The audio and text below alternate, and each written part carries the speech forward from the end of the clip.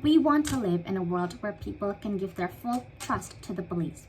With thousands of cases of police abuse and misconduct like excessive use of force, racial profiling, false arrest, discrimination, abuse of power, many people choose to file a complaint or speak up about injustices that are happening to them to social media rather than going onto the police station.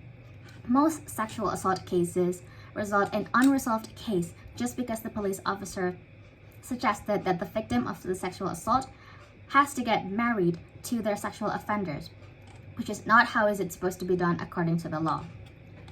Or another case with George Floyd that went viral in 2020. This results in people losing their trust to the police, which is why it is an urgency to find a way to address the police abuse and misconduct. It is our burden to find a strategy that is both effective and necessary. So in our side of the House as proposition team, we stand firmly in support of the motion that prefers the institutional reform to address the police abuse and misconduct rather than defunding the police. Now, please allow me to elaborate on our stance. First, let's talk about what is institutional reform. Institutional reform is about making changes within the structure, policies, and practices of law enforcement. It's about addressing the root causes of abuse and misconduct rather than just treating the symptoms.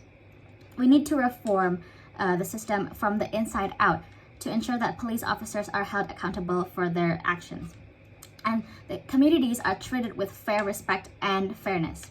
Now, before I narrow down to the arguments on why institutional reform is effective and constructive, I want to explain the root causes of the police abuse and misconduct. First is the lack of accountability.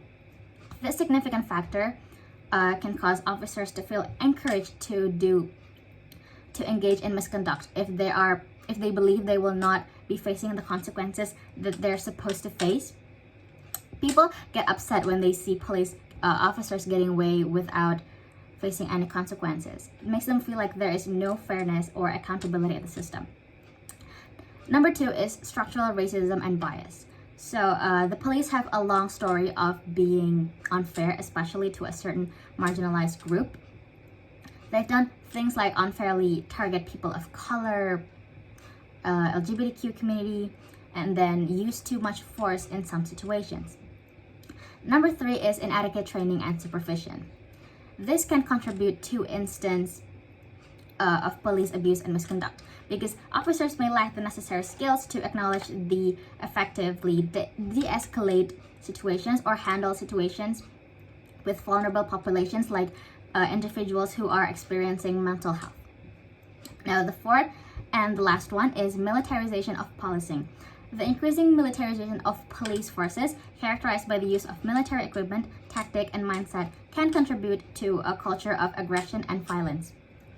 It makes them feel like they want to control people more than they want to help them.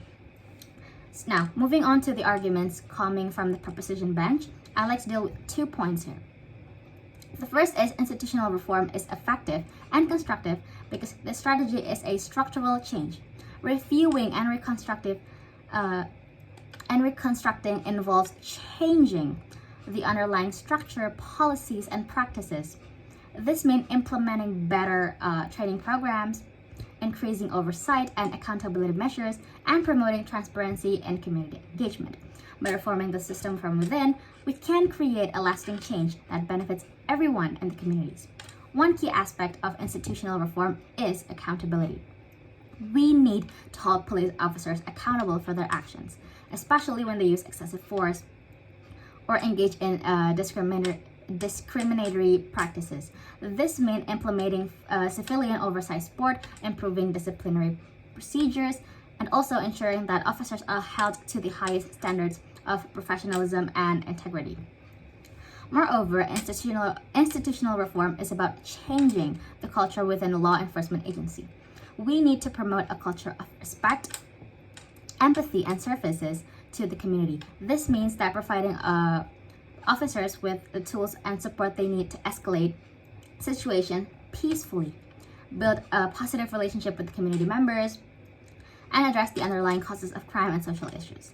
My second point is that institutional reform presents an opportunity to invest in alternative approaches to public safety that prioritize community-centered solutions, mental health resources, and social services.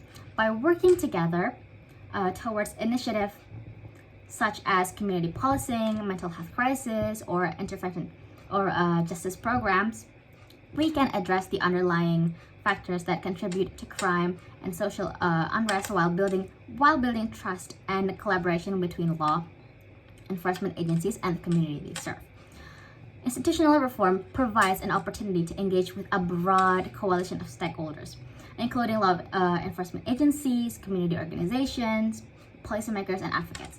By fostering dialogue, collaboration, and accountability, we can work together towards a shared vision of a more just, equitable, and accountable criminal justice system that serves and protects all members of society.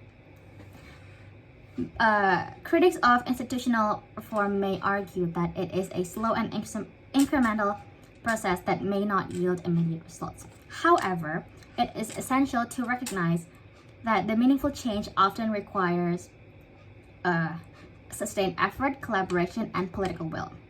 Not to mention that this is a solution that will include all of the people by morally, ethically, and also orderly.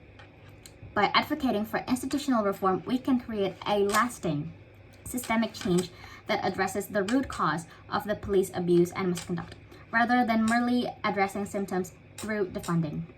Now, defunding the police may sound like it's a quick fix, but it's not the answer. Taking away funding from law enforcement lead to a decreases in resources, training, and personnel.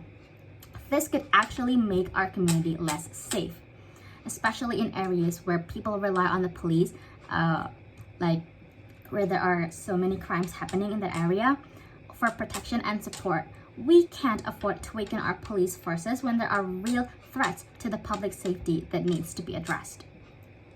Now, in conclusion of all the arguments and points that I have made, acknowledging the urgent need to address police abuse and misconduct, we believe that the strategy of pushing for institutional reform is the most effective and constructive approach.